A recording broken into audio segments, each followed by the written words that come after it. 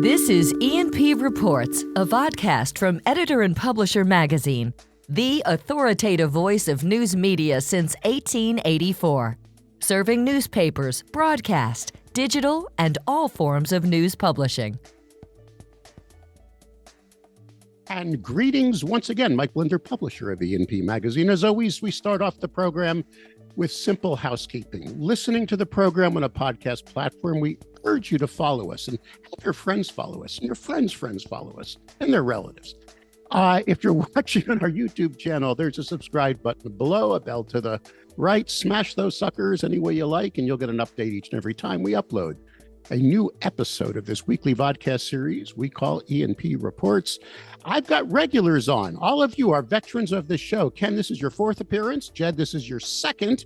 And same with you, Ashley. Let me introduce you. Ken, we have a new tradition, Ken Doctor. We no longer read and bore the audience with your bios from LinkedIn. If you're famous like you, we go to ChatGPT, because every other story we do is on AI, and we tell the audience what ChatGPT says about you, and then you get to rate it on an A and an F, okay, how well they did. Ken Doctor is a well-known media industry analyst, consultant, and author. He is recognized for his expertise in the transformation of the news business, particularly in the digital age. Ken has written extensively about the economics of journalism and the challenges it faces. Ken is the founder of Lookout Local, our topic for today, I inserted, a network of local news sites that aims to provide high-quality journalism and fill the gaps left by, quote from ChatGPT, the decline of local newspapers. He's also the author of the book Newsonomics. I do have a copy, not signed, thank God. 12 new trends that will shape the news you get. I inserted some of my own stuff in there. Ken, how did it do, A to F? I'd give it an A minus, the minus only for some lack of color, but very, very, very accurate and pulled very expertly from, guess what, the Lookout site. There you go, but it claims it doesn't. It tells us everything about what's going on, what we're in the midst of. It breaks your content and doesn't give you the damn page view. That's another issue for another conversation. Jed's description on ChatGPT was lengthier than yours. What? So How? It was. Jed Williams is a media and technology executive with extensive experience in digital strategy, business development, and innovation within the local news industry. He is known for his work in helping media companies adapt to the rapidly changing digital landscape and develop sustainable business models. Jed Williams is widely recognized for his contributions to the local media industry, particularly in helping traditional media navigate the complexities of digital transformation. Now, I truncated a lot of this, but Jed, that's not what you're doing here and what we're talking about. Oh, by the way, Ashley Harmon, it says Ashley Harmon Homes. Do I have that right? Oh, yes. You don't have anything on ChatGPT yet. You I got to believe that. work on your fame. But you are currently, correct me if I'm wrong, the Senior Director of Partnerships and Audience at Lookout Local Santa Cruz. When I first had Ken and Jed on my show, it was at the beginning when you were just releasing what you were doing, Ken. Lookout Local. Right. And I challenged you on it. I mean, rather than take your years of expertise and all of your knowledge, because and invest that in a existing legacy media environment. You and Jed actually said on this show, no, we don't want that culture. We're breaking out on our own. And now you're doing it all over again in a bigger market, becoming a digital disruptor in Eugene, Oregon. And we're going to unpack all of that right after this. This episode of E&P Reports is exclusively sponsored by Blocks Digital, formerly Town News. Even though the name has changed, their commitment to the media industry is as strong as ever. Blocks Digital is now even better positioned to deliver integrated solutions like content management, audience development, advertising revenue, video management, and more. Join the over 2,000 news publishers worldwide that power their ongoing digital transformation with Blocks Digital, serving over 141 million monthly users who view over 6.5 billion pages of content each year. You can trust Blocks Digital to empower you, to connect you at scale with the community you need to reach. Blocks Digital, formerly Town News, now reimagined to help meet the news publishing challenges of tomorrow and beyond. Learn more at blocksdigital.com. Ken, Eugene, Oregon is not Santa Cruz. Santa Cruz, correct me if I'm wrong. Your geography is very good. I mean, Santa Cruz is a market of 61,000. It doesn't really have anchored local television. There's more regional TV stations that serve multiple markets. It doesn't have an anchored radio news presence. It did have an existing paper. And you did go on this show and call it a news desert. We had local publishers scream it's not a desert. But you went in there and you conquered. You actually shared with me a video of the mayor of Santa Cruz complimenting you and an amazing work you're doing serving that community. And that was Lookout Local. Jed, you joined that team originally. That was 5 years ago as the chief revenue officer. Jed, you had the chops for it. You've been everywhere. You've done everything. And you made this thing cook. And now you're expanding to a whole different environment.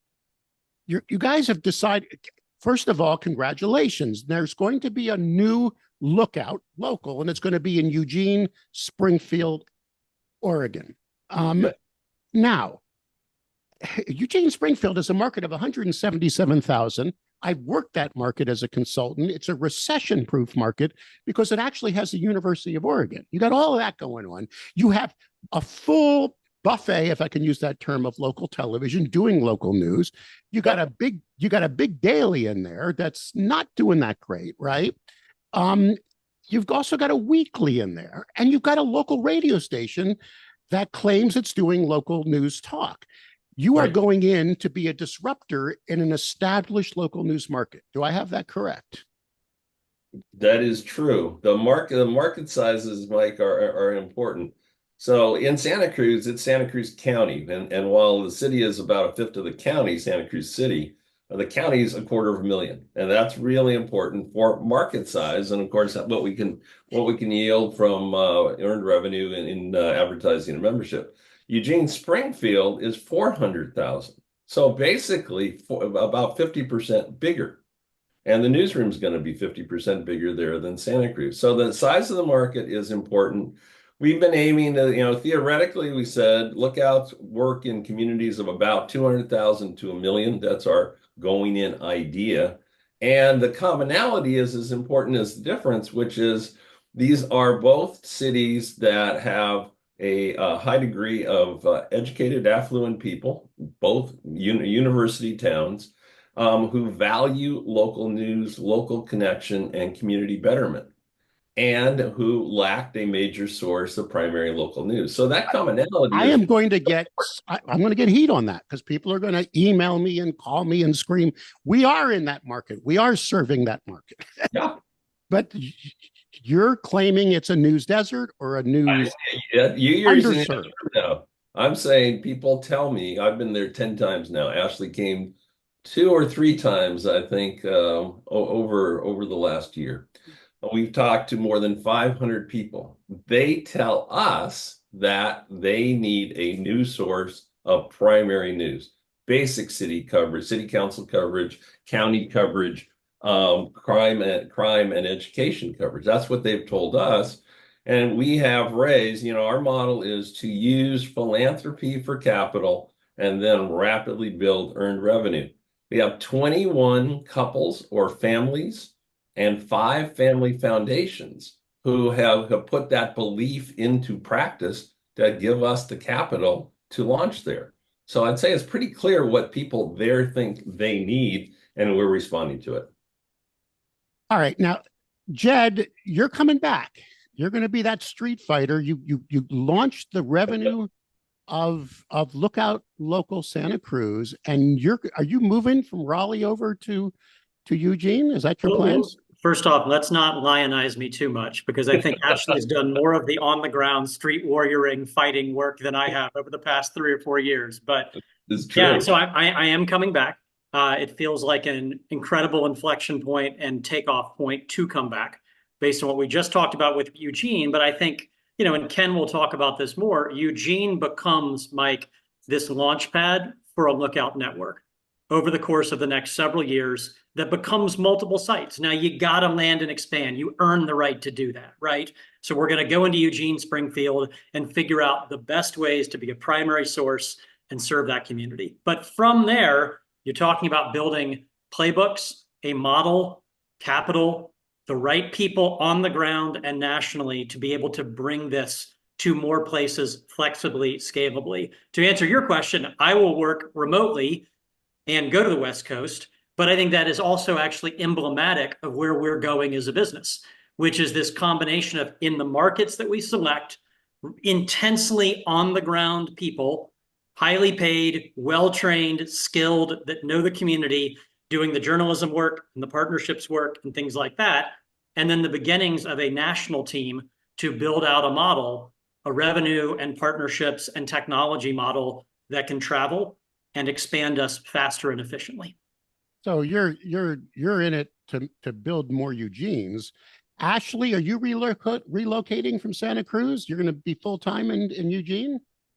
No, so actually us three were part of the national team. So Okay. Lookout has the national team that with the local on the ground people in each market. So as we're pushing for Eugene and early next year, you're looking also at the next 3 markets after that of where are we going to next. And with us, plus Kirsten Carroll, we are looking at those future markets and expanding that with Lookout. So you're going to be coming on the program a lot more. Yeah, and Mike, I wanted to I will build my job description in chat. Through this program. Mike, I wanted to add that part of our announcement is that Ashley has been promoted for either the second or third time in 3+ years to now being chief of staff of Lookout. And so that is really important part of what we're doing here.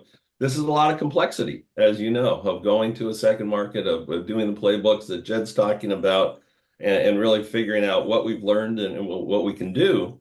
And so she has been in the middle of taking the marketing partners program that Jed created at the beginning, and he said she's done the street fighting, but also so much of the product work, the audience work.